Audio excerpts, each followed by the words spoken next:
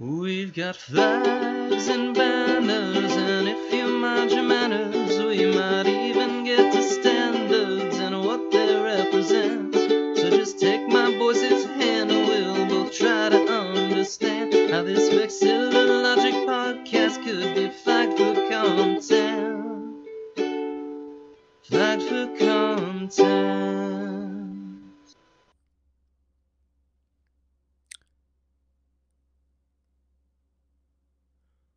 What's up, Bexheads, and welcome to episode 15 of Flagged for Content. It's the only podcast that might actually eventually change a state's flag. I don't think any other ones can say that. In any case, I don't have a whole lot to tell you up top. I want to get straight into the episode on this one, y'all. But we do have a bonus/video episode. It's kind of the first one of either of those things that I've done, and it's both. So go check that out on youtube.com/@flaggedforcontent. Not the number 4, the FOR4. And shout out, as always, to our Instagram winner. This person correctly identified the flag of Kazakhstan, which is a gorgeous flag. And that was at Condoleezza Rice. And I'm going to spell that for you because it's, much like Twitter, this person is not verified. It is at CONNDALEEZ or ZA_RICE, like the food. And yeah, Condoleezza Rice, you can follow them on Instagram. They got Kazakhstan like right away, so they know their flags. And there were a couple close seconds, FEMO Flags of the World and Flag Session. Y'all know who you are, and you guys will be on the show at some point. So in any case, I do want to talk briefly about the Kickstarter that is kind of attached to this episode. Tara, our guest, has a Keystone Flag Kickstarter for the flag of Pennsylvania to get the horses off of there, get, just kind of clean it up a little bit. Make it a little nicer, make it one that people can be proud to fly, which we go into a lot on this episode. So I won't bore you too much with that up top. I did want to promo our Discord, as I usually do. Our Discord is only growing, and we are going to do a game night. By the time you listen to this, if you're not already on the Discord, it will be behind you. But fear not, we have plans to do another one. I don't know when exactly, given that it's the holidays coming up and everything. But if you guys want to play some Jackbox with the Flagged for Content All-Stars, I'll see who I can pull in between Michael and Tara and Curtis and Nick and Ian and Brian, kick ass. Like all these, I'm sorry if I'm forgetting everybody or anybody, but yes, we have so many luminaries, so many cool people in the Discord. Fuck it. If 5 of us are in there, you guys should come play. And I will post all that as well. So as usual, go to flagged.rocks for all of our links. And I'm not going to waste any more time. Let's go ahead and get into the episode. We have another dream guest this week, if you can believe it. You know her from flapping the same worn-down trans pride flag at Mike Pence's motorcade twice. You know them from bringing extra flags and poles for people at rallies. And you know her for turning her love of Pennsylvania into a personality trait somehow. It's Tara Stark! Hey, Andy. What's up, Tara? I'm holding together. It's good to be here. How about yourself? I'm doing great, and thank you for that little that air horn there. Now I don't have to do it in post. That's amazing. That's great. I know you love your editing, but save you a little bit of time out there. I do. But yeah, anything that can save me some time is I've been getting these things up on Wednesdays when I said I would on Tuesdays, but listeners probably know by now that it's a Wednesday show. But yeah, no, how have you been? I've been holding together. I've got a lot of work to do yet. A lot of work has already been done, but I got a lot of work to do on a special project that I am almost certain I will be talking about a little bit later today. Ooh, teaser. Yeah, that's Heard exciting. that one before. Fair enough. Yeah, no, that is very exciting, and I do have a feeling that we will probably go into that. I had a few questions for you just to kind of get the listener to know you and everything. Of course, if they are in the Discord, they already will know you. as you're like probably one of the most, if not the most active person in there, I think. But for those of us, well, those of them who are not in the Discord, what got you into flags and kind of ignited that passion? And piggybacking on that question, what kind of kept it up for all these years? So, my introduction to flags is actually not as uncommon as it may sound at first glance. In 2012, 2013, I came out to myself and later to the world as transgender. And so was thrust, whether I liked it or not, into a large sprawling community, which at its center has a love of symbols, predominantly pride flags. Most folks are well aware of the rainbow flag, but there is a flag for every identity under the sun, whether that is sexual orientation, level of attraction, gender, anywhere on the spectrum, right? Mm-hmm. And so just kind of getting to see not just, it's the rainbow flag I'm familiar with from indoctrination on Fox News as a child, but also right. seeing this in such joyous ways and seeing not just that one flag, but so many others. I had to know. I had to know, and I had to learn. Apparently, this is not an uncommon thing for queer folks, especially for queer vexets. So, since then, part of it was continual engagement in activist communities and in the queer community. Mm-hmm. Part of it was a 2015 TED Talk, which I did not hit on until about 2016, 2017, somewhere in there, by Roman Mars on flag design. I know and the how one. good flag design can inspire population. Many of our listeners probably do. Yes, yeah. That sparked me into redesigns and on from there. But, it's not just something that I do in my own house. This is something that I do try to bring out into the community as frequently as I can. And it makes a good mark. Yeah. And speaking of like bringing things out into the community as much as you can, that intro. So I haven't, we haven't really gone into it. Full disclosure, Tara told me what a few points to hit on the intro, but I am very curious about one of them, which is the taking the same worn down trans pride flag with, in parentheses, with a cigarette burn hole, to Mike Pence's motorcade twice, as well as multiple events kind of across the country, mostly in PA, but like kind of sounds like everywhere. So what's, I don't know a good way to lead into it, but like, yeah, what, could you like talk about that? Yeah. So believe it or not, both times that flag has seen Pence's motorcade, it was an accident. Oh, both times. It's a pure accident. I don't believe it. So the first one is a little more believable. So I actually got that flag and a collapsible pole the very, days before Donald Trump's first rally in Pennsylvania, post-election, right? The venue was not far from my apartment. I literally jumped into the parade as it was walking by my apartment with this flag I had just gotten out of Amazon, creases and all, right? Right. And that night got a little more intense than I imagined.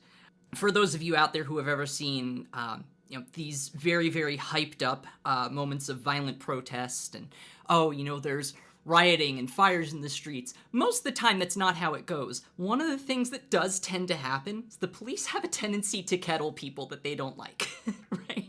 What? And so this... Wait. Here in America?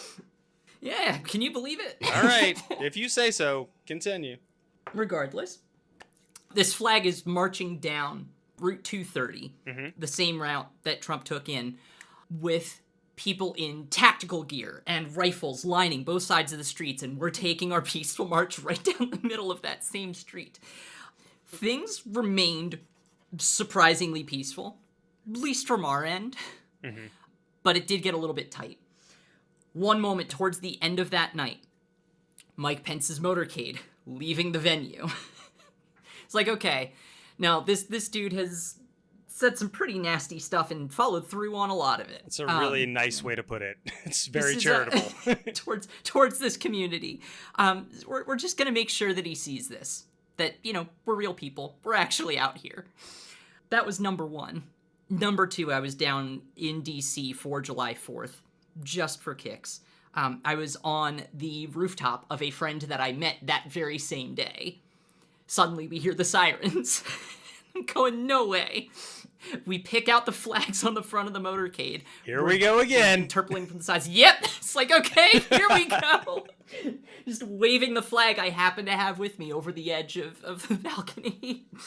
I'd been to the White House earlier that day, but I was not expecting to get that close. Sure, That yeah. was something else.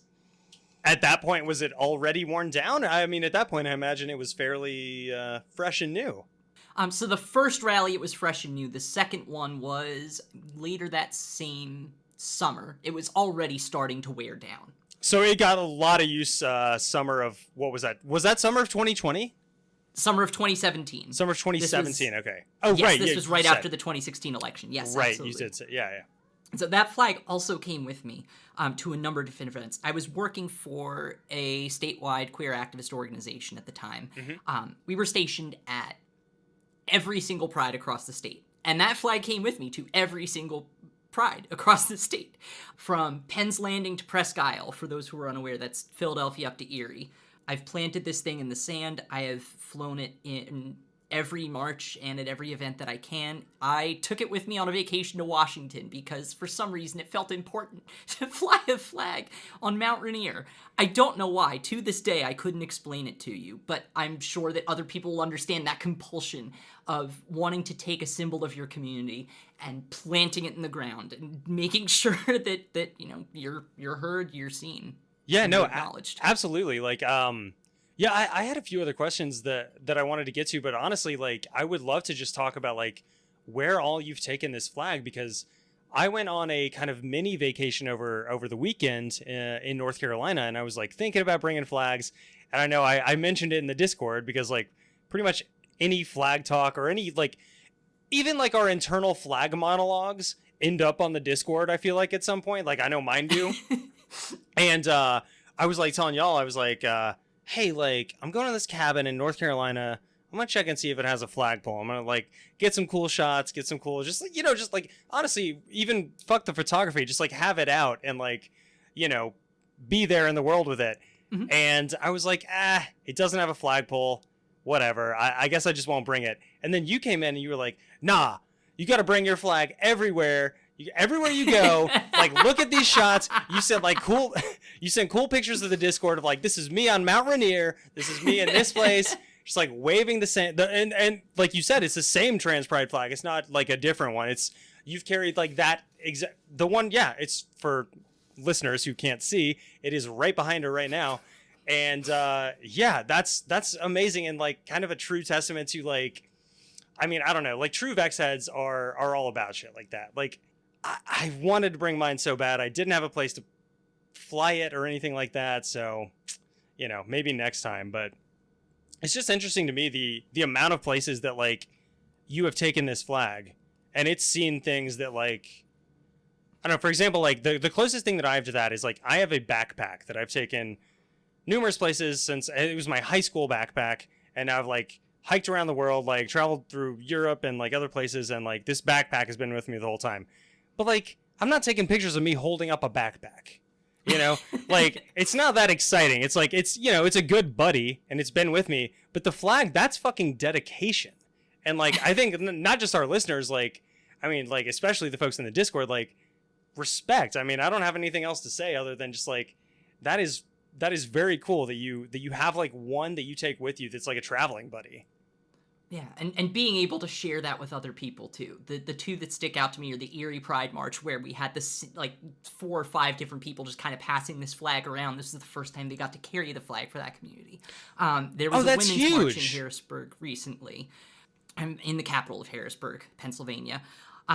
There was a women's march recently where a young child, probably about 10-ish, just said, that's a really cool flag, and was, like, playing around with the scarf. And I'm just like, do you want to carry this? I don't know if this child was transgender or not, and quite frankly, it does not matter, because just seeing the sheer joy on a child's face being able to carry a flag, period, let alone, hey, I'm not afraid to be associated with this community, even if this child was not transgender. Right. That is a powerful stand, right? To say, I don't care what you think about the people that this flag represents. I'm going to carry it for them. I'm with them, right? Yeah.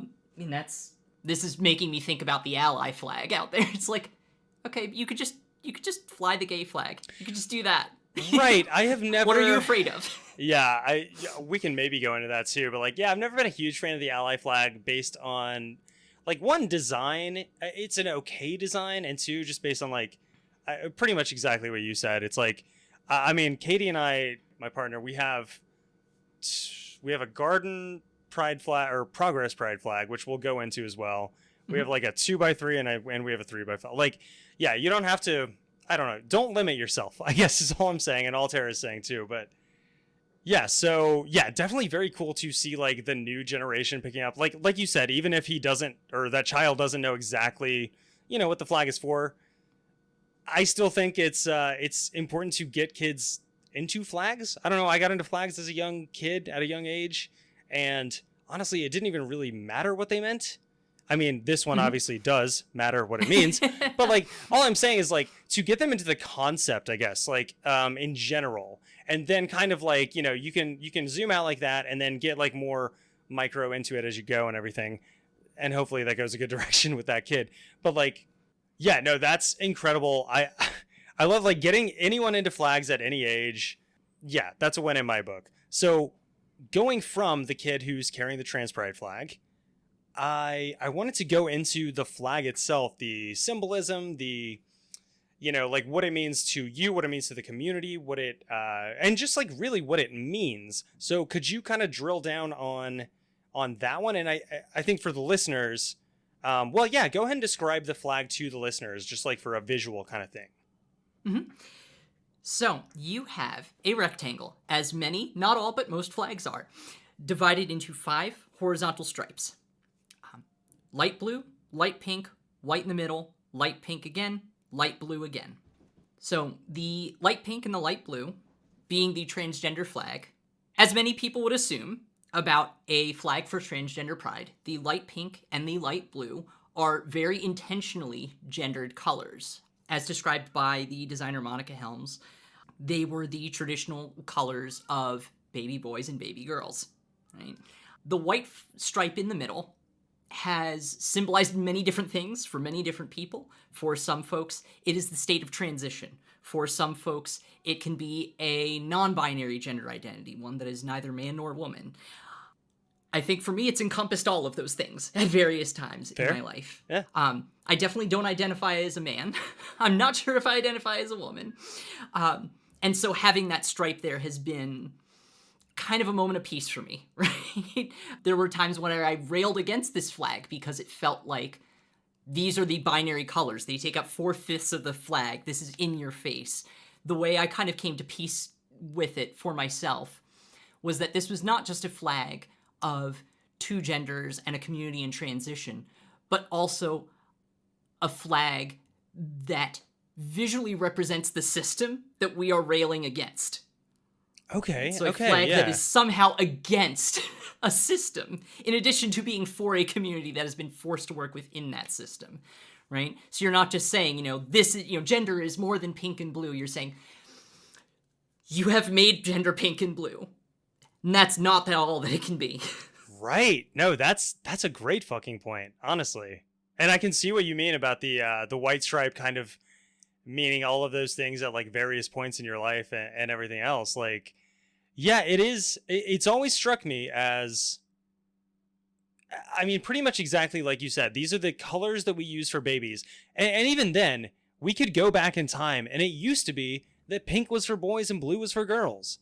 So if you need like any more proof of like this, gender binary, if you want to call it, like that shit doesn't matter. Like just go back in time. Pink used to be the boy color. It was like supposed to be kind of like a light red. Like a red was supposed to be like a masculine and warlike or whatever. And blue was supposed to be, I don't know, like peaceful and calm. Because we assign babies genders and then we assign those genders character traits. And then we go on and on and on from there to our detriment as a fucking species, in my opinion. So, yes, the white stripe in the middle is like, I never knew that it kind of like had all those different meanings or like had all those different meanings like at different times or even, I mean, fuck, like we've talked about, flags mean different things to different people. That white stripe could mean something to you and something completely different to somebody else who is also a trans person. Like, and there's no, you know, rule. Like the flag commission isn't going to come after you and say like, no, it means this. Like, that's the beauty of flags and why we're so obsessed with them. But yeah, no, I, like visually, I do really like this flag. I'm a sucker for symmetry, I think. That's another point of symbolism right there, believe it or not. There is no wrong way to fly the trans flag. It is symmetrical vertically, it is symmetrical horizontally. It doesn't matter which way it flies. You can hang it upside down. It still looks the same. Damn. Yeah, there's more to that. There's something in there for sure. No wrong way to fly the flag. No wrong way to fly your gender. Exactly. Yeah. No, that's I don't know. That's beautiful to me. Another thing I wanted to, and I don't even have this in the notes, but I wanted to touch on this because it's something that you said in Discord maybe a month ago, maybe less. But I noticed that, and you told me such, that in the LGBTQ plus community, it is more common than not to not iron your flags. Is that right? So there are some who like to iron their flags more. This was actually a story that took off a couple years ago when a number of folks in government decided they were going to hang trans pride flags outside, and they got absolutely annihilated in the press, primarily by straight and cisgender people. For not ironing the creases out of their flag. In the press? No. Well, here's the funny thing, right? You know, people are saying, oh, this is disrespectful to your community. And, you know, yeah, traditionally for flag people, not ironing your flag means you're not taking care of it, and it can be seen as a sign of disrespect. The strange thing about the queer community, right, is most of the time when you see a queer pride flag of any stripe, and let me tell you, there are a lot of stripes. Oh, yeah. That was in this particular community. Brilliant. You're gonna see a lot of creases because so many of us are getting these flags at our first Pride event. Or we're getting them in the mail right before a rally, right? And there is absolutely no time. We are ripping that thing right out of the package and we are draping that thing over our backs as a cape immediately. We are putting it on a pole. We're hanging it in the window. We're not waiting because we've waited too damn long to tell the truth about ourselves to the world, right? The creased flag is a moment of triumph. It is a moment where we cannot stay inside any longer, right? Yeah. And so some people will go on to iron their flags. I have actually never ironed this flag. You can hardly tell that this is the trans flag that is completely worn down. You can still find the original creases. It has gotten more difficult with time as new creases have come in and as the wind has blown out some of the old ones. But you can still see them there. And that's just so fucking cool, honestly, to have that history still in that flag. That is fucking cool. I mean, you said it in Discord, but I did not pick up on how much of a, honestly, fucking, like, metaphor that is. Like you said, like, you can still see the original creases. You can still see where it started out, but you can also see like where it's been, where it's going. Like this flag like tells a story of the person that carries it almost. I mean, and yeah, wow. Like I felt disrespectful because I like, full context, I was like trying to show you like how the colors stood up on one of my pride flags. Like I had the Progress pride flag out there and I was like trying to show you the colors and everything. And I was like, oh, sorry, I haven't ironed it and everything. And that's when you cued me in on that. You're like, actually in the, like, you know, greater like community at large, like we don't really iron them. And I was like, okay, cool. Some of us do. Oh no, I'm sure. Like, yeah, and no shame on anybody that does, but like, it's such an interesting like factoid and like way to think of it. Again, because flags, like we've said a million times, represent us as people. And so like, what represents you better as a person than something that kind of like carries your history with it like that or something. I don't know. I'm not putting it in the best way, but you did, and that's what matters. So yeah, no, that's amazing. I had not known that until you said that. And now like, yeah, I don't know. It kind of changed the way that I thought of flags as a concept when you said that. I was like, yeah, they're more than, I mean, they are a symbol, but even like in the presentation of them, there's so many things, not just in the design, but in the presentation of it. There's so much that goes on that says like, that tells a whole story. And I love that shit. Like, that's part of like why I got into, I mean, I've been into flags forever, but that's part of why I got into like podcasting about it. There are flags as a symbol of a community. And then there is your flag, a story of you. Right. Yeah. Like on a much more like micro scale and everything. For sure. There's a design that you share and there's a flag that's all your own. Exactly. So yeah, let's take that. So that's like a zoomed in image of the trans flag. Let's zoom out a little bit and talk about pride flags just as a general concept, where they started, what they mean to whom, how they change, all that. And obviously the natural starting point for something like that is the first ever pride flag, which, as behind the scenes, Tara had to tell me because I lost my notes, but this one came up in I'm not afraid to admit that. This one came up in 1978. And this one had 8 colors on it, which a little bit different than the current one that has 6. So do you want to kind of describe this one and then go into, I mean, basically just like an intro and your thoughts on it? Yeah, so as with almost all pride flags, we have horizontal lines. This time there are 8.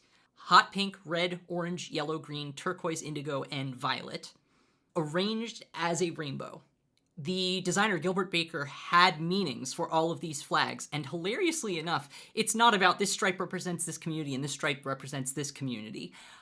This originally came from more of a hippie influence, right? As we're talking about 1974, he was first challenged by Harvey Milk to create a symbol that could represent the gay community and provide some hope, where prior to this flag, the main symbol we had was the pink triangle used by the Nazis to identify us in camps. Right. Yeah. And not so great. moving to this symbol of hope, right? We have hot pink for sex, red for life, orange for healing, yellow for sunlight, green for nature, turquoise for magic, indigo for serenity, and violet for spirit. The hippie influence is alive and well, absolutely. But just that we had a symbol of hope that was meant to be carried by the queer community, right? Something that had always symbolized hope, the rainbow, right? Right. Yeah. But brought into a form that could easily be presented and communicated. At this point, people are wondering, there's 8 stripes. Okay, I've seen a couple of those before. Why are there only 6 on the flag today? The initial change took place because pink dye was not particularly color fast. Right? I heard that, and yeah. so faded very quickly. It was also not super widely available. And so between 1978 and 1979, you saw the pink stripe disappear. Shortly after that, for the 1979 Pride event on Market Street in San Francisco, there was a display devised that would have the gay pride flag strung across lamp poles. And I'm actually going to send you a photo of this one here. Please do. And this will be in the show notes for listeners. Yes, indeed. There we go. So the lampposts originally were meant to have all 8 stripes. When you get rid of the pink, you're left with 3 colors on one side and 4 colors on the other. You can't balance that out. And so the turquoise ended up disappearing, and the violet became blue. That is how we get to the 6 colors. The one thing that will always bug me a little bit is that capitalism is the reason we lost sex and magic from the gay pride flag. I was just gonna say, like, the pink one was sex, the turquoise one was magic. Oh, God. Yeah, nope. No sex or magic for the gays, not anymore. Yeah, not allowed. You've had it too good for too long with your 6 months with this flag. Oh, yeah. If any community has had it too good for too long, oh, boy. For those listening at home, this is sarcasm. It is, clear. yeah. /S on that one. /S. Yeah, no, yeah. It was like, as you were like, I was literally looking at the diagram as you were going over, right? The hot pink means this, the red means this, and going down and then talking about the ones that were eventually lost. And I was like, oh, they lost the sex. And then you're like, and then the turquoise went. I was like, oh, they lost the magic. I was like, but they didn't really lose the magic. They just lost the magic stripe. Dear losers, Dear listeners, may you never lose your magic. The way that the gay pride flag did in 1979. Please, dear losers. Dear losers. We might want to cut that one. I'll Maybe cut it leave good. in as I'll an make end it good. tag. I'll make it good. Actually, yeah, that may be. Yeah. That may be. Dear losers. If I can save it, I will. If not, yeah, it's an end tag. Never for sex sure. your magic. Never sex your magic. What did I tell you? Never sex your magic. Don't sex your magic. Isn't it like a Red Hot Chili Peppers album that's like, it's got 2 of those words in it anyway. Blood, sugar, sex, magic. I don't Yes, think there's any there you blood go. or sugar on this flag, but We need a Red Hot Chili Peppers flag now. there could be. Oh, For blood, sugar, sex, and magic. yeah. It's like Yeah. a 4. I don't know. We'll figure it out. Yeah. Anyway, Or so we'll yeah, have to so figure it out. like you said, so they lost the pink and they were like, you send me these pictures. They're hanging them on street signs, and it's like kind of half the flag off like one side of the street sign, the other half on the other. And so, like you said, yeah, there are 3 stripes, 3 colors hanging down on each. And once they got rid of the pink, yeah, you can't really have a uneven one. So they ditched the turquoise. Was the turquoise one due to a dye thing, or was it just due to the fact that they had already ditched pink and it was like, It was due to the street polls. Okay. It was the street polls. so just the street poles? All right. Yeah. So we got that to thank for that. Although I don't know. I'll ask your opinion, as it's probably more informed anyway than mine. I do like the 6-color version, I think, more than the 8-color version. But do you have any thoughts on that, or?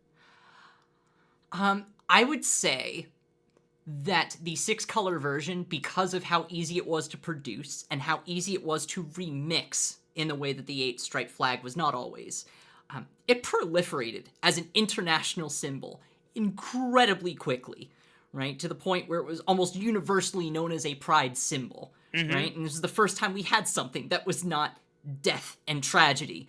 Mind you, we had plenty of death and tragedy in those years. The AIDS epidemic, it cannot be said enough how much we lost. An entire generation, right? People talk about queer folks as being this new thing. It's like, yeah, well, you let a lot of us die in the 80s, right? It's like, oh, well, you weren't around before that. It's like, no, you burned all the books about us in the 40s. And by the way, you're trying to do it again. Don't think we don't see you. Yeah, it's You are directly. This is maybe a little bit of a side note, but I think it needs to be said. Please. A lot of days we're talking about banning books about and other media that even mention queer people as existing, right? And it is seen as something that is profane and dirty. And what is incredible to me is not only was that some of the same rhetoric used in 1920s and 1930s Germany as the Nazis were coming to power and burning our books, people have begun to reference the Weimar Republic. My German is rusty.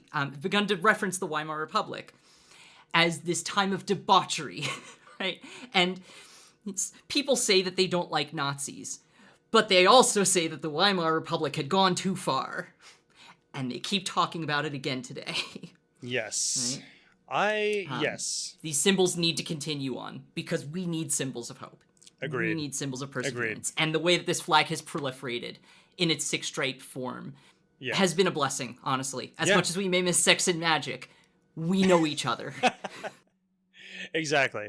And yeah, like you said, I guess like the main like sticking point or whatever to that is the proliferation of it. The fact that you can, it proliferated worldwide. People immediately know what it means when they see it. And we'll get to this point somewhat later, but it's like remixable or it is able to be remixed on other flags, I guess is maybe a way to put it. And but I know you were just That was doing an actual I know cough. you were I doing wasn't that even try- naturally, but I'm doing it like as a Hey. hint to the listener to stay tuned in till the end of the show. But which all our listeners are great. They all stay tuned in to the end of every show. But yeah, it's so like I mean like around the world, like is the and correct me if I'm wrong, is the Pace flag, like the peace flag from Italy, it has the same colors as the rainbow flag, does it not? Or do you know about that one? I'm gonna have to look this up now unless you already have it ready. I don't have it ready. Pache? Yeah, spelled like paste, like, for folks who don't get their salsa from New York City. That's There probably you an go. old cut for old heads, Okay. but anyway, I don't know. I if absolutely see how that flag could be confused for the rainbow flag here. yeah, I and it does actually talk a don't lot about know. I need to peace. look that up. Yeah, it Okay, yeah, different colors. Well, actually, upside down also. one of them has the same colors, one of them doesn't. But yeah, like you said, like it is an internationally recognized symbol that like grew that way like very quickly. Like it did not take long for folks to latch on, especially I mean, like you said, folks that had been dying for a symbol of their identity that wasn't oppressive, that wasn't the pink triangle that you mentioned. Like, I mean, fuck, that's a horror show. Like, yeah, we don't need to go into all the history of that, but like that's Nazi shit, to put it shortly. You can look it up on your own if you're a listener. Literally Nazi shit. Literally Nazi shit, not like Mike Pence shit. But it well That's giving Mike Pence too much I was credit, gonna isn't say I don't know if I want to even say that, but yeah, literal Nazi shit. So I imagine for like around the world, like for folks that had always been this way and were not recognized as being this way, to have a symbol on a flag, which is something like we talk about flags all the time, obviously on this flag podcast, but as something that you can carry like high and proud, and it says a lot about where you're from, who you are, whatever the case may be. Like if I am to like go down the street waving a Tennessee flag, all right, cool. This guy's a Tennessean. He's like apparently pretty proud of it, whatever, for whatever reason. But to finally, like, It's a good flag. Should be proud of it. Tennessee, yeah, Tennessee is a good flag. We talked about it on like numerous episodes. I don't want to go into it. It's great. It's the best. Everyone else's flag can fuck up. You hear that, Michael, in Texas? But that's beside the point, because what I really want to get to was, yeah, exactly what you said. It's so powerful to finally have a symbol for everything that you've been like trying to say or trying to have a symbol for years. Yeah, I mean, I'll leave it there because like we're gonna go into more of them. Like you said, they did drop 2 stripes off this, but again, like what I just said, like to have a symbol that speaks to yourself, your personality, your sexual identity, your gender identity, like whatever the case may be, is powerful. And so this was the first one, but it would not be the last. Like there are so many pride flags, and I'd love to go into a few of them with you. We've gone over the trans pride flag. If you want to go over that in more detail, we can, but we've gone over that one and this one. And There's another natural progression I think that works here. Okay, what This works? is the bisexual pride flag. Is that the it's like pinkish purple on top and then like a darker purple in the middle and like a dark blue on bottom? Yes, Okay. and believe it or not, where most pride flags have horizontal stripes of equal height, this one does not. Andy, do you know what the proportions are? If I were to guess, I would say that the top and bottom are 2/5 and the middle one is 1/5. You got it exactly. Really? If you put it up next to a trans pride flag or various 5-stripe versions of different sexuality flags that somehow have 7 stripes, they get cut down to 5 for various reasons of legibility. Yeah, they'll all line up really nicely. Yeah. No. So the idea is that the bisexual community was at one point also represented by 2 triangles. There was a pink triangle and a blue triangle, which at one point overlapped. And that one area where they overlapped was a purple triangle. This is called the biangle. Okay. I could not find a photo of this. This is from history I've been aware of and read, and I swear I've seen this triangle, or this group of triangles. I will hunt one several down and times put it in the before. show notes. Yes. But the flag was based off of those biangles. The pink once again standing for folks who were on the exclusively gay side of the spectrum, right? Folks represented by blue were, exclusively straight. And that purple stripe in the middle, representing where the 2 overlap, and the bisexual community's ability to invisibly blend into either community as need may require. This is both a symbol that, to me, I have some mixed feelings about. I have identified it as bisexual at different points. I'm not going to claim it at this point. I have figured out my identity multiple times now. but I've been identifying as lesbian for a while. But anyway, there is a stereotype about bisexuals being able to blend in to straight communities and to queer communities as the need may arise, and how that gives them a certain level of privilege. On the other side of that coin, there's also the invisibility within communities that you want to claim. If a bisexual person is dating somebody of another gender, then the assumption is always, oh, they're straight. Or if a bisexual person is dating someone of the same sex, then the instant assumption is, oh, they're gay. Right? Yes. And it's like, no, this is a community that cannot be visible simply by being with their partner, right? This is a community that really does need a whole nother symbol, right? Right. At least that was the prevailing thought. And so Nicolas Page, in 1998, came up with this design based on the biangles, and it joined the rainbows and marches. Awesome. Yeah. Wait, 78 you said? 1998. 98. Okay. I was like, damn, that was a while ago. But 98 is earlier than I thought, to be totally honest. Like, I don't feel like, all right, so just like fully anecdotally, not like backed up by much, but like, I feel like most of my, I don't know, younger life till about like high school. I graduated high school in 06. And I feel like most of the like queer pride flags, like of any stripe, like as we said earlier, were pretty much the 6-color variation of this. That was like the one that I knew. And that may have also come from growing up in Tennessee. People aren't necessarily not of those communities, but they are more reticent to express that. Or maybe at the time there was no symbol to express that or whatever. But the one that I knew, the one was the 6 stripe that we've kind of talked about. I did not know about this in like 1998, which would have been 8 years prior to me graduating. I didn't even know about that flag. I've since learned about it. I've since learned about a lot of these, but I had no idea that some of these, I guess, were like as old and like kind of entrenched as they are. And they're old enough and entrenched enough that even some of these pride flags have like movements to change them, which we don't have to go all into that, but like it's kind of like you said, like it's a metaphor that like queer folks of all stripes, again, not trying to play on the flag pun, but like of all stripes, but it's a trans, flag pun. bi, pan, we can whatever. Yeah, we can imagine. Yeah, we can acknowledge it. But like of all stripes, like have been in existence forever. They have not had symbols just to them or just to their specific gender or their specific like preferences. Like all this like has come about very recently. And I don't know, it's wild to me that like a lot of these existed even in the 90s, because I don't know, the 90s to me were like a pretty hateful fucking time. That's why you didn't know about it until just now, right? That's exactly the point. The thing about this, right? If this was just created and unveiled in 1998, how long would that have taken to proliferate? Right? How long would it have taken for that to have been flown at enough events to be visible in order to proliferate?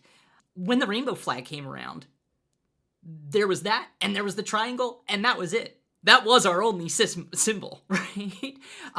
So when the bisexual pride flag comes along, you still have seas of rainbows. And not only do you have to say, hey, this is a new symbol, but also, why is it worth separating myself from this larger community, right, to fly this flag instead of that's a very the important flag? Yeah, no, go into that, because that's a very important question and like thought process. Well, and unfortunately, it's not one that I can answer, because it's one that is made up of a billion individual answers over decades of time, right? And it would take me hours upon hours upon hours. I would have to, I'd have to do interviews and secure rights and just all sorts of fun stuff. But these things do happen over time. You'll notice, though, right? The bisexual pride flag was in 98. The transgender pride flag was designed in 1999 by Monica Helms, and then flown for the first time at Phoenix Pride in 2000, right? Nowadays, if you look for pride flags for lesbians, you'll find 5 or 6 different designs. One of the most prolific ones was designed in 2018 right? You'll find flags for just about every gender. There is a non-binary flag. There is a genderqueer flag. There is a gender fluid flag. There are flags for demi-boy and demi-girl and agender and all these under the sun. And so many of these you'll start to notice after 2010, there's about 1.5 billion of them, right? And that, I think, is partly due to acceptance, partly due to our ability to talk to each other, the natural diaspora of the queer community, so to speak, through the internet. It's also I don't know, there's something that's really neat about seeing this. I actually, when I get on video conferences, I usually have 2 flags behind me. One is a redesign for Pennsylvania called the Keystone flag. Another is the lesbian flag, because that's like the flag I tend to vibe with a lot. This is before I had a big display of a bunch of flags behind me, but somebody asked me to explain what the lesbian flag was, and I said it. And a prominent flag scholar had mentioned there are so many different pride flags for so many different communities now. Doesn't it hurt the movement as a whole to have so many different flags instead of having one unifying symbol? I can understand the argument. I absolutely do. It's the same reason why a lot of people in the United States fly the US flag versus flying their own state's flag. It's about having one powerful symbol. There's another reason. Many US flags are very bad flags. We'll get into that. But the idea, at least in my mind, right, it's contextual, right? So I would not bring a lesbian pride flag to a general progressive rally, necessarily, right? Because we may be talking about voting rights, right? In which case I may be bringing the American flag. We may be talking about our state constitution. I might be talking about the state flag. We might be talking specifically about women's rights. And I brought a trans flag to the Women's March because I cannot think of a single women's issue that is not also a trans issue. But if I'm at Pride, the point has already been made. If I am in a Pride March, the point has already been made, right? That this is about queer rights. And so what is the harm in saying, hey, the queer community is not just one big identity, right? There are some of us who feel marginalized even within our own community. And so we need to remind people we're here and we do have individual needs that need to be addressed. When we leave this Pride March, when we go to a more general rally on the Capitol steps, then yes, the rainbow flags will be out in full force, maybe some trans flags here and there.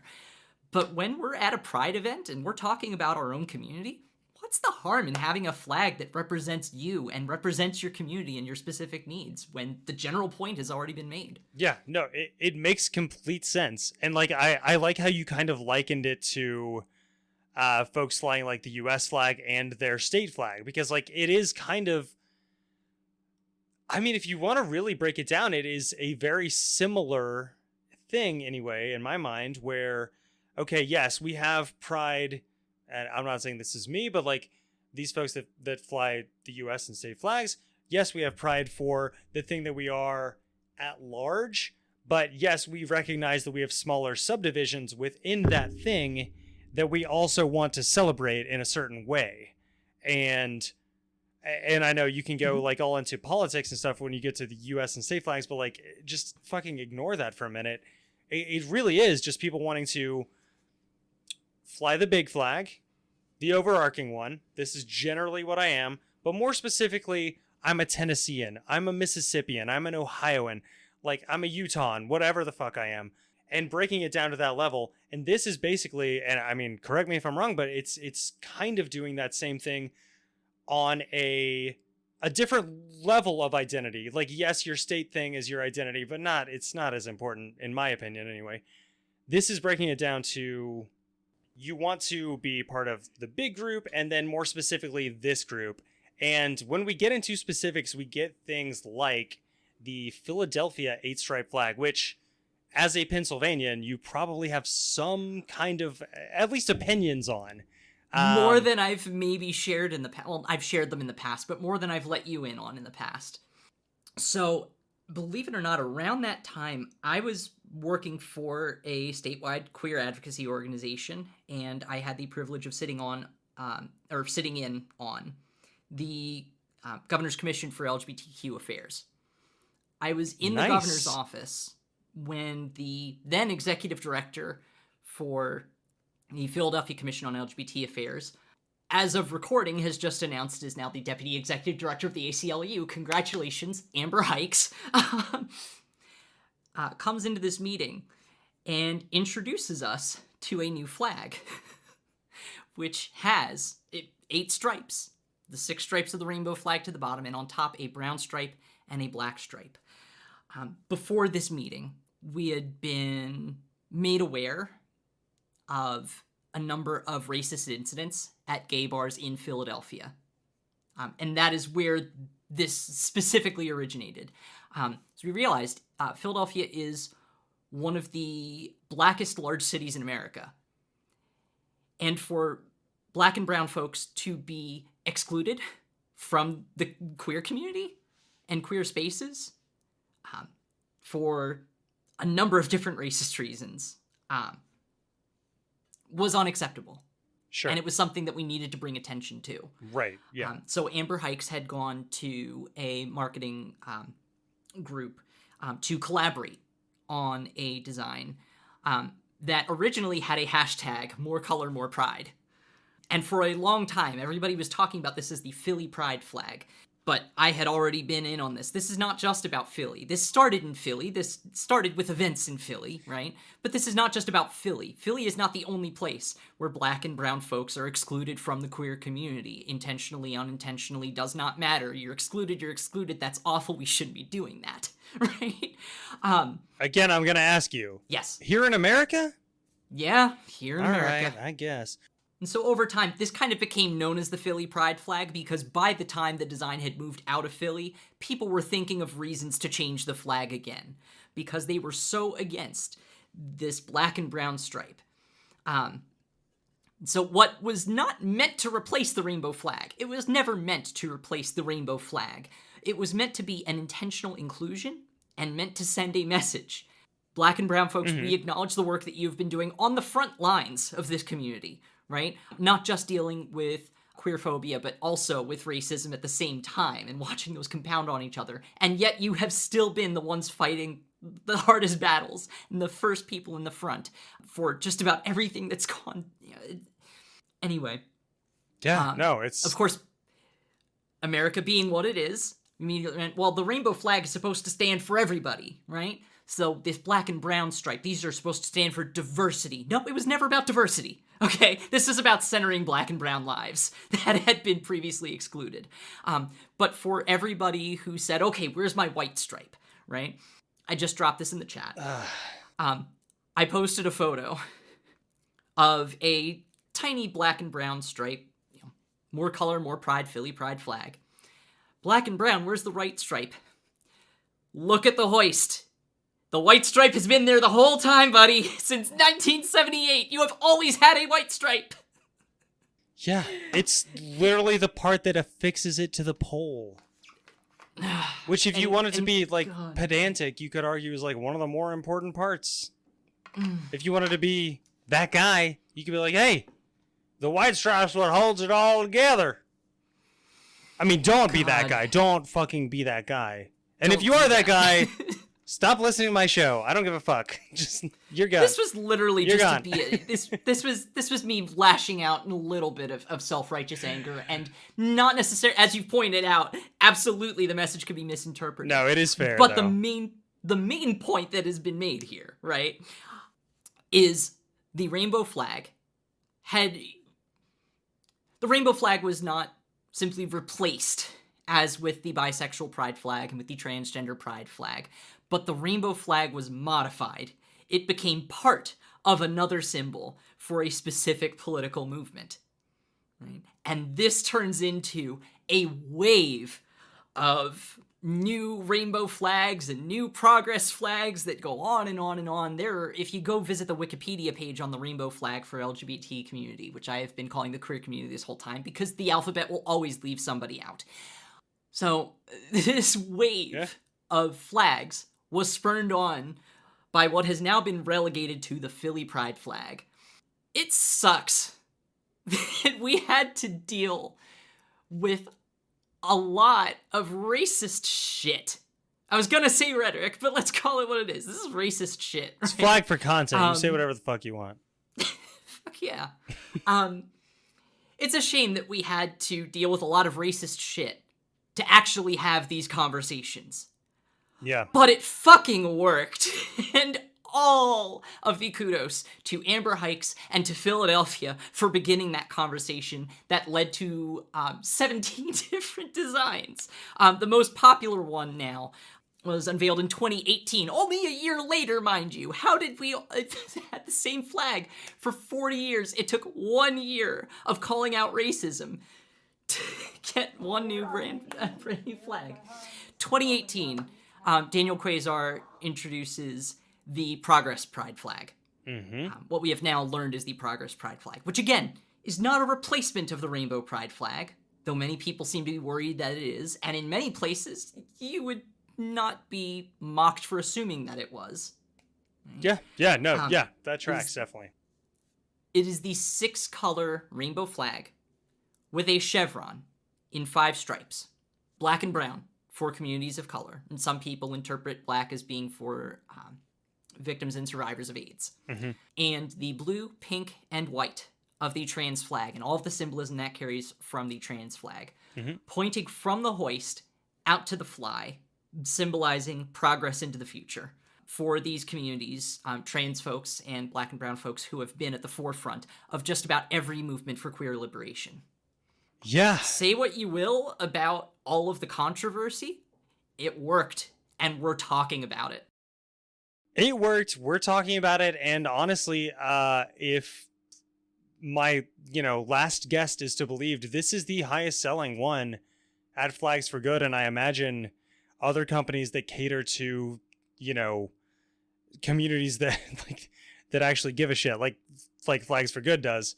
Yeah, honestly, a lot of people have accused businesses that fly the Progress Pride flag of virtue signaling. And yes, it's not the best idea to profess progressive values and then not put them into action.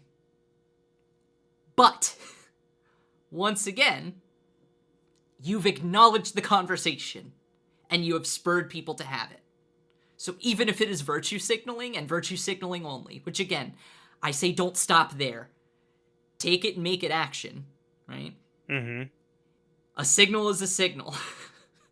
Batman sees it and everybody else is going to see it and we're going to move into action. Yeah, I have a weird relationship with virtue signaling, which I don't know if it belongs on this podcast or not, but I don't know. I have a mixed relationship with that. I mean, and it ties into the kind of conversation that we had earlier with the ally flag, because I think, I don't know, I could see how you could see it different ways, but to me, the ally flag is much more of a virtue signaling in the way that I am not in love with kind of way. That one to me, right? That is saying I support you, but I'm not you.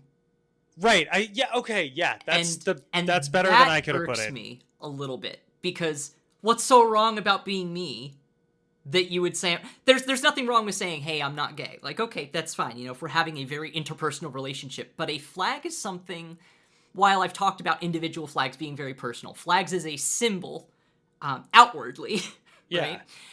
If you're saying, I align myself with this community, but I'm not willing to align myself with them that much, I'm not going to be mistaken for a gay person. That is where it feels a bit messed up to me. Yeah. Right? Yeah, I have a problem with that as well. Man. You're willing to get credit for standing with us, but you're not willing to take the kind of flack that we would take. And yeah, so, I mean, flags were meant to change. At a certain point, every flag is going to change. It's going to become more inclusive. It's going to become better representative of its community, or its, 2 weeks ago we had biogeographical locations, or whatever the hell Michael said. Bioregional, Bioregional, thank you for listening. but it's going to become it's going to hone itself in a certain way. And I wanted to go into flags that kind of hone down on what they're supposed to be, what they were maybe always supposed to be, And I think we would be remiss to not kind of lead into your main project. I mean, even like aside from everything that we've talked about so far, you have Keystone Flag as your project. And like, yeah, I think I'd rather you intro it. Like, would you like to kind of go into that? Sure. So the Keystone Flag is a new flag for Pennsylvania. All you Vex heads out there will already know what I'm talking about here when I say that there are many United States state flags that are left a little bit lacking. It's a seal on a bedsheet, or an SOB, right? And so while many of them make great seals, that's what they were intended for, to be seen close up on paper, they make very poor flags. We've talked plenty today, Andy, about how flags are used as a symbol, right, for a community or for a movement or just for a political group, right? Political group in the loosest sense, including just, these are the borders, here's our Constitution, right? And so the Keystone Flag is meant to be a flag for Pennsylvania that is more identifiable as a flag and more identifiable as Pennsylvania than our coat of arms. Okay. It's a new icon for Pennsylvania and a design language we can all share. Okay, so what's the current Pennsylvania flag look like? Why are we trying to replace this one? So, to riff on something that you've done a number of times here, is the coat of arms of Pennsylvania on a blue field. The blue legislated to match the same as the blue on the U.S. flag, which many people are like, oh, this is the only flag that doesn't... No, it's not. Texas is like that, and I guarantee you, if you asked anybody who knows their legislation, most other U.S. flags have done the same. Most that haven't would love to, right? Legislate their blue is the same as the U.S. flag, because we love talking about our connection to the U.S. That's actually one of the reasons that Pennsylvania has been so hard to change in a movement that is concerned about design, because Pennsylvania's flag has history. We talked about the rainbow flag being unveiled in 1978. The Pennsylvania flag has been around since 1798, authorized by the legislature. It wasn't actually codified until 1907, but it has been in continual use in more or less its current form since 1798. Every once in a while, somebody may have a red flag with white horses, or there may be white horses on a blue field, but for the most part, it's been the same. Civil War regiments have used either the Pennsylvania flag or the U.S. flag with the Pennsylvania coat of arms in place of the stars in the Union, right? It has history. Right, but Tara, how did these Civil War regiments march into battle with that Pennsylvania flag? I do not understand that. Well, the big thing was it was blue, right? If you're Sure. talking about a Civil War regiment specifically, you're going to have a lot of blue. You're going to have a lot of gray and red. Just about every northern state, if you look at a map on what's the most dominant color, it's almost always a blue, and it's almost always close to the U.S. blue. Even if you have a different coat of arms, it's still identifiable as a Union flag at that point, right? Mm-hmm. And that is exactly what makes it such a poor flag to identify the state. It was great to identify you as a part of the Union, right? If you were in the middle of a battlefield. But if you're trying to say, what state am I in, right? Or is this a state group, right? It's impossible to see a coat of arms with a lot of detail on a field of blue flying 500 meters away. The Keystone Flag aims to rectify this. I mean, I'll take your word for it. Like, before we get into your crazy redesigns, let's go to the original. I mean, let's go back like old school on the podcast, like we used to do in the old days, and riff on, or not even riff on, but like just like really describe this Pennsylvania flag. And I'll go ahead and fast forward an hour.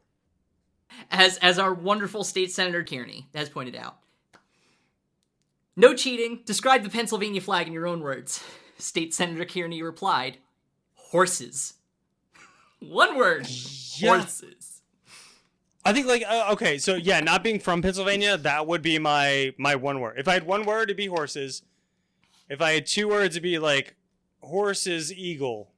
But Horses. honestly, that doesn't really narrow it down that much. Yeah, the So eagle anyway. does not narrow it down. The horses maybe, but It doesn't narrow it down that much. Anyway, so yeah. We'll go into Keystone Flag, but I want to talk about, like, before we get into how great the Keystone Flag is, I want to get into how terrible this one is. And like you said, what, 1796? Is that what you said? 1798 was authorized. 1798. But the design had been kicking around since even before then. Sure, and it shows its age, which again, like, honestly, I'm not even saying that to like stir up shit. I mean, kind of, but like, you know, flags can show their age. Like certain ones that are maybe tricolors are a little more age-proof, whatever. But like ones like this, they really show their age. And the Pennsylvania one is, I think you even shared a post where it was confused for like the New York flag on something, right? Yeah, the Pennsylvania, I believe it was the School Board Association, the Pennsylvania Schools Association in the 70s. There was a tour of vexillologists came through, and they noticed something strange about the Pennsylvania flag hanging on this Pennsylvania state agency across the street from the Capitol. It wasn't the Pennsylvania flag. It was the New York flag. And they went inside. They said, hey, you know you're flying the New York flag? No, we're not. Yes, we are. Here's the Pennsylvania flag. Oh, we are flying the New York flag. Shit. And if you don't know, that's a fucking problem. Like, honestly, like, that's the whole ethos of this show. Like, if you don't know what your flag is, come on, man. Like, for state representatives it was to across fly the a street flag from of the a different Capitol. state across the street from the Capitol and not know. And to be fair, like, the New York one is different enough from this. Like, if I had them both up close, I could tell which one was which. But it just shows the lack of, like, I don't know, concern or whatever. It's like, yeah, that seems like it might be it. Go ahead and order that one. Throw it up on the poll. It's fine. I actually have a photo of this incident, believe it or not. I will include that in the show notes because I'm pretty sure you've included it in the Discord at some point.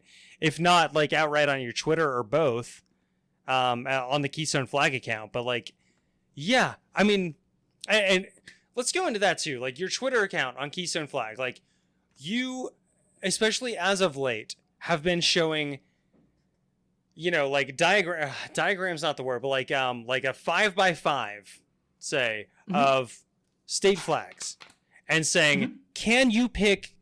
It's like a usual suspects thing. Is can you pick Pennsylvania out of this lineup? And if you're not from there, you can't. I mean, I barely can because I know there's horses on it, and I only know that from Tara. Circling, like, back around, like, circling the drain here. But, like, that's the only reason, because they all use the same blue, which I know you've gotten in fights on Wiki about, which if you want to go into, we can. But, like, if you don't want to go into, we don't have to.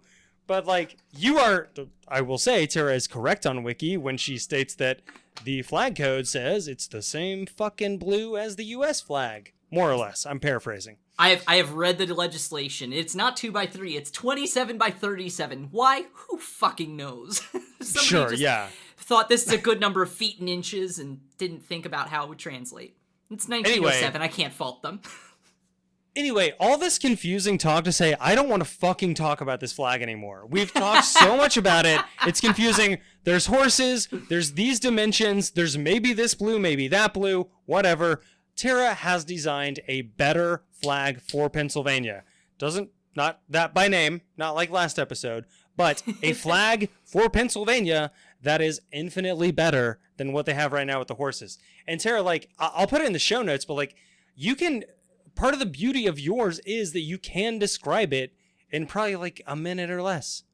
Mm-hmm. Absolutely. It is a bisected flag of blue at the hoist, green at the fly.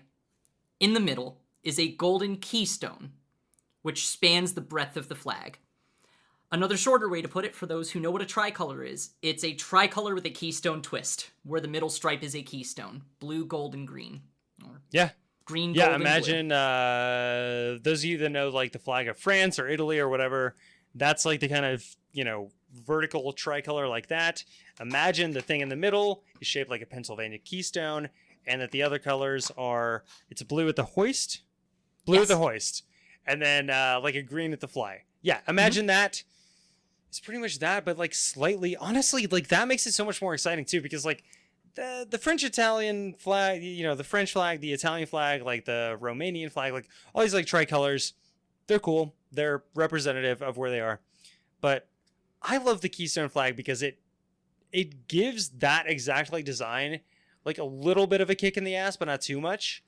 And it's like, all right, we're doing that, but we're incorporating a symbol into a stripe, which not it is many not just a places can charge say. that has been slapped on a flag. Yeah. There are a Yeah, million it's and a not half designs I have seen out there for Pennsylvania where they incorporate a keystone or they place a keystone on top. You cannot take the keystone out of this flag and have it still be identifiable, because it is not just a charge slapped on the flag. It is an integral part. And this is where my message comes in. It is holding the two sides of the flag together. I hear so many people from Philadelphia and from Pittsburgh talk shit on the middle of the state. And living in central Pennsylvania, I hear so many people talk shit about how Philadelphia and Pittsburgh would never survive for a second without the resources and the industry and the farming that central Pennsylvania is able to provide. That farming, of course, is subsidized by a lot of the financial activity that happens in Philadelphia and Pittsburgh. And so the idea is that this flag is not meant to represent a part of Pennsylvania. It's not meant to represent Pennsylvania's history, although it does call back to that. Those colors, blue, gold, and green, come from the coat of arms of Pennsylvania. There are direct comparisons you can see between the old flag and the new flag, where it's directly, this is what it's calling to, right? But the idea is that this is a flag that is meant to say, we are neighbors. We share a goal in the Commonwealth of Pennsylvania. We are not as good apart as we are together, right? And having that keystone tying these two elements together is just so important. The Pennsylvania flag is not one that is flown often outside the capital. I often joke about how I see the Maryland flag here more often than I see the Pennsylvania flag. In the capital, that's not true because of all of the state buildings here. But outside of the capital, it's pretty true. You're more likely to see a Maryland flag than you are a Pennsylvania flag, right? And so what if we had a flag that we flew, not just to show our pride, but to say, I recognize our community and our shared humanity and our shared goals together, right? That's a big thing for me, is being able to strip away the animosity about petty geographic quibbles, right? Yes, yeah. Like, rednecks are fucking badass and the city does cool shit too, right? But we're all together in this. That's the main point. We need to have those conversations. You can have it both ways. Yeah.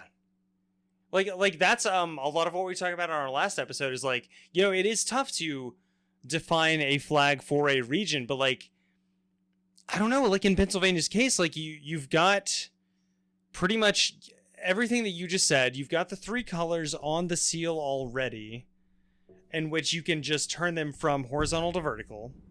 You can lose the horses, lose the eagle, lose the virtue, liberty, and independence. I mean, by the way, green, gold, and blue stand for virtue, liberty, and independence. So there you go. You so haven't not lost even that losing either. it. You haven't even lost it. You've lost nothing from that flag. And like you said, it brings people together from like Erie to Philly, I imagine. I don't know much about to Presque Isle, as I put it earlier. Okay, yeah. I don't know as much about Pennsylvania. I've been to Erie, and I've flown through Philly. Mm-hmm. No, that's I it. know those are to another point, like you were talking about, you see a lot of the Maryland flag flown around there. Just like I don't want to spend too much time on it, but like Pennsylvania has more of a border with New Jersey and New York than it does with Maryland. But New Jersey and New York have shitty fucking state flags, so you're not going to see the New Jersey one even New Jersey people have better flags to fly. Like they know what's up. They just don't want to fly the fucking state flag. And we can go into that on a different episode. But like, yeah, the Pennsylvania one, like I can see the Maryland one being prominent there because it's the closest state flag that actually like is worth anything. and yeah, but like going back to the Keystone flag, I love your design. You take the key elements of this flag and you just like distill them so well down into things that like when a flag says too much, it's doing too much. It's not a conversation piece at that point. Like I don't know. When yours says the exact same amount of things in three colors, really one symbol. I mean, kind of you could argue three, but like like, I don't know, it does so much by doing so little that I think, I mean, especially speaking from living in Tennessee here, ours does a lot with a little. Mm-hmm. I can't see a reason not to adopt the Keystone flag for Pennsylvania. I can see one. And what is that? That is history. I mentioned earlier, 1798. Who needs this that? is one of the oldest continually serving flags in the country. It is. Right? If not the oldest. But can't you... Yeah, no, right. No, I mean, you're absolutely right, and a lot of people will see it that way. Mm-hmm. I really hope, and I don't know if I'm right here, but I would hope that a lot of people will see that and take the opposite point from it. Say, this is one of the oldest flags. Okay, it's fucking time to change this. Like, it's way past, like, it's outlived its usefulness. Like, sure, it was fine when we had 13 states. It was fine when we had 16 states. But now, it doesn't differentiate itself enough. Because most of the ones that are seals on blue bed sheets, not all, Virginia, Kentucky spring to mind, New York, but like a lot of them are Western from Kentucky or from Pennsylvania, sorry. And so at the time it may have, I don't even know if at the time it seemed original, but like at the time it might have been more original. But we needed something to fly at the docks on the Delaware River. We needed something to identify us when people were coming into port. Again, that doesn't mean that the flag doesn't have value. I think a lot of people who talk about redesign get trapped in an either-or mentality. You're saying, we have the old flag or we have the new flag. Or the old flag sucks, right? And the new flag is so much better. Why don't we fly? And I don't think that we have to have that kind of aggression to make things happen. I've been very intentional because the Keystone flag has been around in various forms since 2017, right? And at the time I said, yes, let's go. Let's get this adopted. We can do this. But I realized there are a lot of people who will hang on to the old flag just because it's there. Even if it didn't have the history that it has history to them, right? And even if they don't fly it at home, simply saying, I'm going to take this away, creates a sense of attachment. No, you're not taking this from me, right? And so I propose something else here. So by the time this airs, we will have launched our Kickstarter, running November 14th through December 12th. If you visit keystoneflag.org, it'll take you right there. We're not trying to get petitions out saying like, we need to change our state flag. We're not lobbying legislators out there saying we need to change our flag. Although I will say a couple legislators have taken note of our activity now, and I'm excited to start having conversations with some of them after Election Day. But, what we're trying to do is we're trying to start a conversation, right? That happens organically with people flying this flag because they chose it, not because the state is enforcing this upon them. And eventually, right, if it's true that nobody flies the official state flag of Pennsylvania because it's not very good at being a flag, and I can say that unequivocally, it has history, and the coat of arms is brilliant, but it's not a good flag, right? No. It doesn't inspire many people to fly it. The more people are flying the Keystone flag, while nobody flies the Pennsylvania flag because nobody's felt inflamed enough to put it up there. It doesn't inspire anything, yeah. Well, but the more people see the Keystone flag, they don't see the state flag. They go, that's not our state flag? I actually just dropped another photo in the chat of... Oh, I saw it. Yeah. So this is a child's homework project. This was sent to me a couple of weeks ago. A child was assigned 4 state symbols. You have to draw 4 state symbols. Very cool. I see the state of Pennsylvania is just the shape of Pennsylvania and a little star. It says, we live here. There's the mountain laurel. There's a very rudimentary picture of the Liberty Bell with all your onomatopoeias, your crack and your ding. And there's the Keystone flag. Not the Pennsylvania state flag, but a child has drawn the Keystone flag on their school assignment. And it's the only one out of the 4 that's, like, colored in, like, colored pencil, too. Like, they spent time on that one. They're like, Pennsylvania's whatever. It's got a star here. That's where Harrisburg is. This thing, though, that is incredible. And I know people are going to accuse you of setting that up or whatever, because people on Twitter are shitty and they're like, my kid did this thing or whatever. You And legitimately just got this sent. Yeah, no, say it. Yeah. No, full disclosure, right? The parent of this child is somebody who knew me years before I even began on this project in 2017, right? But at the same time, we've all seen children try to draw their state flags. If you haven't, I implore you to look up a child trying to draw their state flag. You will see stark differences in how children from various states are drawing their flags. You'll see a lot of horses on the Pennsylvania flags, right? And not much other than the horses. But this is something where a child didn't need a reference. They didn't need guidance. They just knew. And they were able to draw it out 2 inches wide, 1 inch tall. That is a symbol that is going to carry on and carry forward in hearts and minds. Andy has in his hands there the pamphlet Good Flag, Bad Flag, published by Ted K. Yeah, sorry. I scooted back for a second from the mic and yeah, I should tear I got this. But yes, it's exactly that. I mean, one of the main principles in Good Flag, Bad Flag, and just like in good flag design in general, is can a child replicate this from memory using like, well, it's not worded like this, but like also using like 4 colors tops, like if you count like white or whatever. Yeah. And this fits that. The original one, I'm counting, I mean, if you count shades, there's at least 20 I see most people who try to simplify it down to 6 or 7.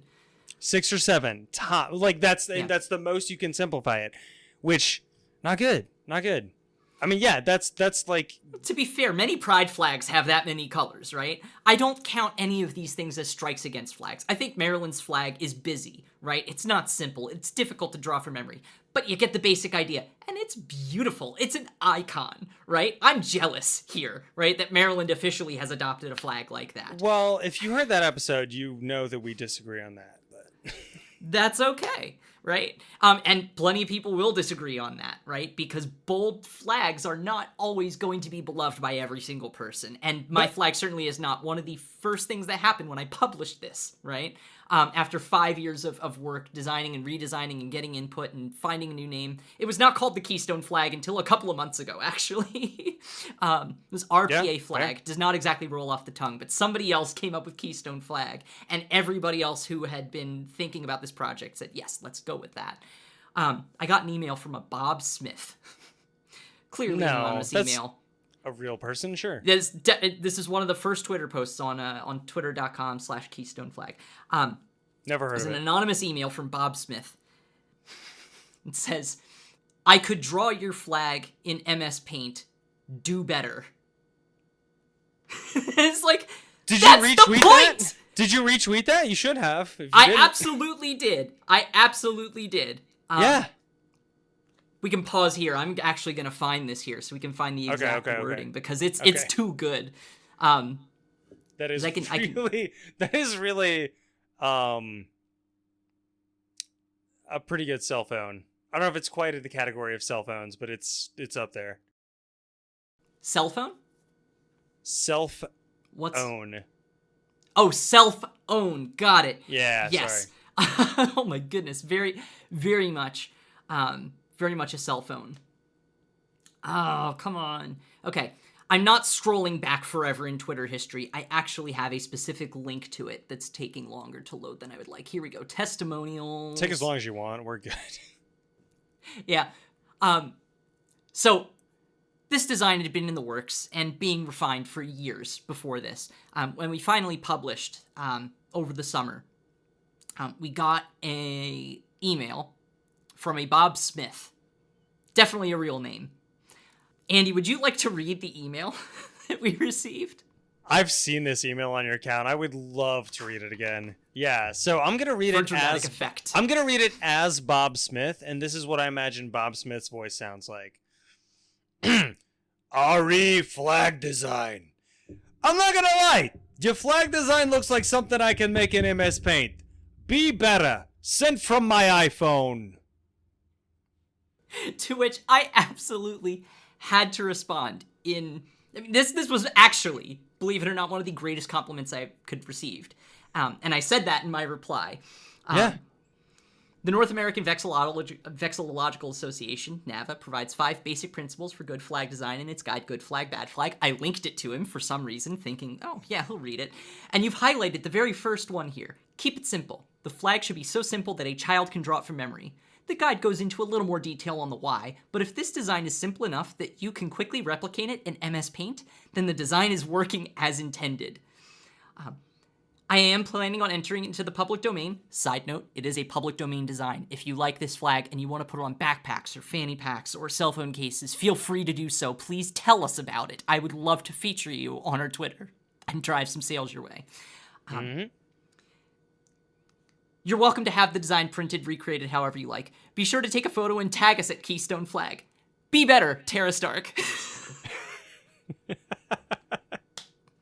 I hope he is be better. I hope he is be better. I hope he's being better, than he was. Genuinely. I mean Bob, that, with all the genuineness I have.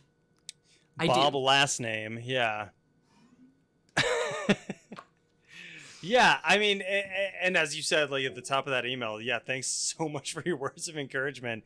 One of the greatest compliments I could receive on a flag design, because yeah, that's the point. Like, I wonder what other flags Bob over here likes. Does he like British Columbia? Because that one's confusing as hell. Does he like New Jersey? Does he like Delaware? Does he like New York? I don't know. Kentucky?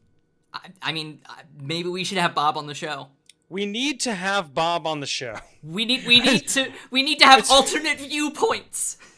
That's where this entire episode How can we trust you, Andy, as a legitimate vexillological authority if you are not giving equal time to every viewpoint possible?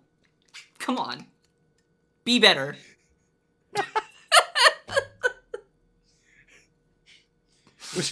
Which I've always claimed to do. Yeah, Bob, if you're out there, come on the show. I want to know what your favorite flags are. I want to know what makes you tick, honestly. I want to know a lot of things about you, Bob.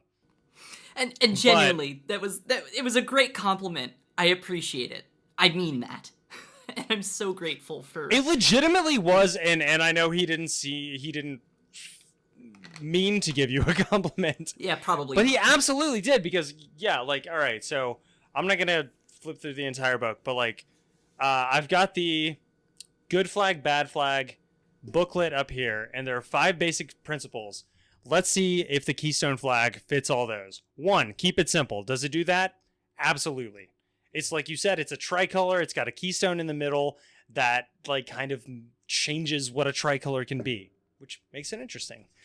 2, does it use meaningful symbolism? What's the nickname of Pennsylvania, Tara? The Quaker State? No. I mean, yes, but no. Something else. I feel like there's a different one. The Keystone State. Oh, the Keystone State. How did I forget that? I don't know. Of all people. Born and raised here. How did I forget that? So does it use meaningful symbolism? I think we would argue, yeah. Does it use 2 to 3 basic colors? I'm going to count. There's 1. There's 2. Yeah, I'm going to go 3. And it doesn't Sure, I didn't sneak an extra 4th shade in there, Andy? I know, I'm trying. Close. That's why I hesitated on 3. I was like, all right. What'd she fucking do? She sneak a little white in those there, 2 trapezoids there? They're not actually different colors. Don't know. I did leave a secret signature in the color yellow. 116 is my lucky color, and the yellow could have been a number of different yellows. I went with 116. Hey, it's cool. Pantone shades. It's cool. We'll cut that. Nobody has to know. It'll be our secret. Just so you're aware, I'm not going to cut that, but just... Listen, if there's anything you need to cut for time, I'm sure that I've reiterated multiple points. So. Oh, I'm not going to cut it. I thought it was a good joke, and I think the way that we played it was good. Yes. So I'm just going to cut the part where I said I wasn't going to cut it. If there are other things that you need to cut for time, by all means, because like I said, I'm sure I've repeated things. Probably not. Number 4, no lettering or seals. I don't see any lettering on this, and my favorite part of this is that it actually doesn't contain the seal that it used to. with the horses. So, yeah, I think we're good on 1 through 4. Can we conquer number 5? Be distinctive or be related? Let's see. Are we distinctive? Yes. I can't think of another tricolor that incorporates these angles to the middle stripe. Are we related? Tara, where'd you get these colors from again? So these 3 colors originally came from the crest in the Pennsylvania flag. We chose a different blue. Instead of matching the crest, we chose the field of the flag, which is meant to be the same blue as the United States. Wild. So one could say that it really has it all. It keeps it simple.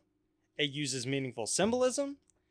It uses basic colors, no lettering or seals, and it iterates on what's already good about, the current one.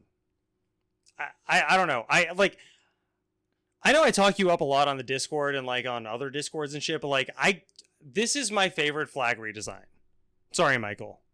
This is my favorite flag redesign. Honestly, no, legit. Michael did something good here. I think that's another. Yeah, flags for good.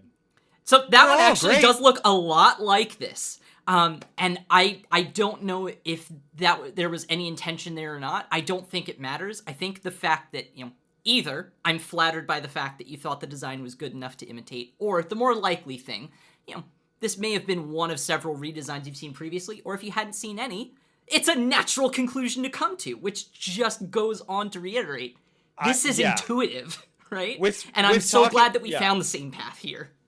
Yeah, with talking with him, it seems like this is just the natural fucking path you would go down if you were going to redesign a flag for the Keystone State. Yes, this general idea. Now, granted, his is different than yours. I like them both. I have to admit that I do like yours better. Again, sorry, Michael, but I don't think he would take any real umbrage at that. He's got flags for good, ones that are designed by other folks too. So whatever. There's some damn good flags on that site. They're all for good, and they all are good. But that's a different episode. This one, honestly, I will never understand, and don't explain it to me again, why you like the pole on the right side, at least of the image, which is still technically the not the fly side, the hoist side, but but you have your reasons, and I respect them, and don't argue with them. And I can't all right. I've had full disclosure. I've had the GIF of the Keystone flag just waving, on my computer screen for way too long, and I have to turn it off now. But I honestly sat through that way longer than I could sit through the current flag of Pennsylvania waving like that. Are you suggesting we use a GIF of our current flag waving as a torture device? How could I wasn't, but I am now. That just reinforces its use as a military flag. Incredible. Exactly. I will go on the record as saying that, and yeah, you're not wrong. It's tough to look at. It's tough for anyone.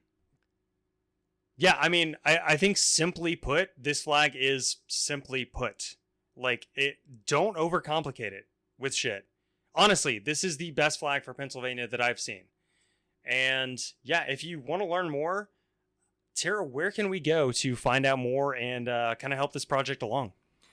So you can find out about the design process, about the symbolism, and where to obtain Keystone flag memorabilia, including our Kickstarter launching November 14th. And hopefully, we'll still have flags beyond then, if all goes right, through keystoneflag.org. Yeah, that was just 2 days ago. 2 days ago. Not a week from now.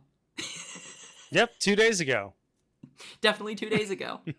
It's in the past. Mm-hmm. And lots of people have already bought it, I have to tell you guys. You don't want to miss out. You don't want to not be part of the in-group.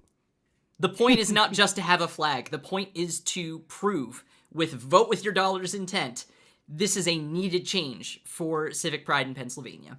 Yeah, for real. And you have a what Kickstarter kicking off very 2 days ago as well? Very 2 days ago, exactly. That is exactly the point. Yeah. So yeah, go to, what's the website for that? KeystoneFlag.org. As long as the Kickstarter is open, it will be the first link that you see. Okay, cool. And that will be in the show notes as well. And yeah, no, I have already pledged to the Kickstarter. I assume a lot of our listeners will as well. Yeah, let's get this thing moving, folks, because like, not only if you're in the Discord, you already know Tara's awesome, but like, get on Keystone Flag. It's at Keystone Flag, like she said, on everything, and let's get this thing going. And Tara, what else do you have to plug? So the Keystone Flag, I hope, is just the beginning of a larger movement across Pennsylvania to redesign a number of municipal flags. If you have ideas about them, please talk to me. I know how to talk about these things. NAVA has been a lovely resource for me. I would absolutely encourage you to join the North American Vexillological Association as well. But if you don't have the time or the resources, you can talk to me too. Again, that's through keystoneflag.org. Yeah. My brain went election day, but no, that'll be over by then. Oh, right, yeah. Yeah, that was another plug there. Come join the Flagged for Content Discord. It has been a heck of a time. Genuinely. I cannot say enough good things about this Discord. Yeah, the last couple weeks, I haven't even had to be the one that plugged it, which is nice. Because, yeah, you're in there plenty. Michael's in there plenty. Like, Nick, like, all of our, like, if you've listened to any of our episodes, all of the past guests are in there and fairly vocal to some degree or another. And we talk about, I know I say it every week, but, like, flags, obviously, we talk about flags. We talk about, like, other shit, though, too. Like, what music you listening to, what shows you watching, like, what's piqued your interest in, graphic design this week, whatever, and just kind of like go from there. And like, it's a really good group of like-minded people. I mean, like, I don't want to like use other people's words, but I will a little bit, where a couple of people said this Discord kind of feels like home. But yeah, come join us. Come. I thought I had something better to say, but come join us. Come feel at home with us. Come talk about whatever the hell you want with us. It is a very open community. And yeah, I think that's pretty much all I have to plug, other than our own socials, which are at flagged4 content on Instagram, Twitter, and TikTok. That's right, we're on TikTok now. I don't love it. I'm figuring it out. And come help me figure it out. Honestly, come get the flag community behind. It's like, if you hashtag Vexillology TikTok, there's a surprising amount of shit that comes up, of which some of it is mine. And yeah, help me out. Help me figure it out. And I think my personals are at Darth Plato. Those aren't too important. You can follow me. I just say nothing, really, ever, that isn't flag related. And yeah. I'm at The Tara Rambles on Twitter, TARARAMBLES. Which I'm sure you'll wind up putting in the show notes. I will. And I'll cut it in so it works better. I'll probably even cut out my Darth Plato shit. Yeah. I do have one last plug. By the time you're listening to this, Election Day 2022 in the United States will have already passed. That does not mean that the fight is over. We began this conversation talking about pride flags and the movement. Queer and trans folks are in as much danger or more than they have been since the early 1900s.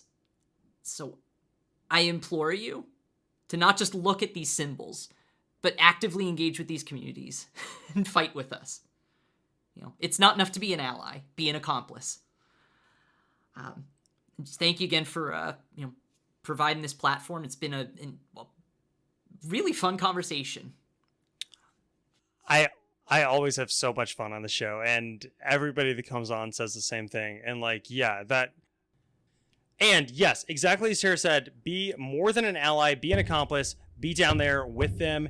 And yeah, Tara, with that said, I have been kind of struggling to close the show. Would love for do you have any idea or roundabout thing to kind of lead us out of here? Flags don't know the difference between waving goodbye and waving hello. So, let's not call this a goodbye. Until next time. Until next time. Thanks, y'all.